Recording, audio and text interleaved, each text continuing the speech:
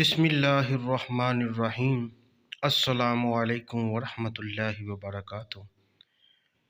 امام ابو حنیفہ کی بے مثال بصیرت۔ ایک شخص نے امام صاحب سے عرض کیا کہ میں نے کچھ روپے ایک جگہ چھپا رکھ دیے تھے، اب وہ جگہ مجھے یاد نہیں آتی، میں کیا کروں؟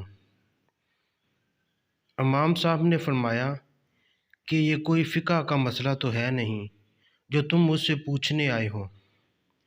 پھر جب اس شخص نے زیادہ اصرار کیا تو امام صاحب نے کہا کہ آج تمام رات تم نماز پڑھو، انشاءاللہ اللہ کوئی صورت پیدا کر دیں گے۔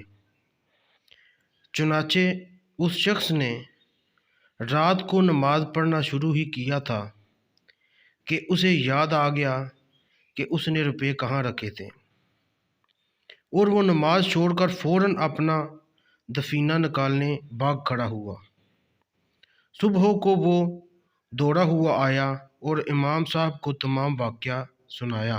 امام صاحب نے فرمایا، ہاں، شیطان کیسے برداشت کرتا کہ تم ساری رات نماز پڑھتے رہو، پھر بھی تمہیں چاہیے تھا کہ ساری رات نماز پڑھتے رہتے۔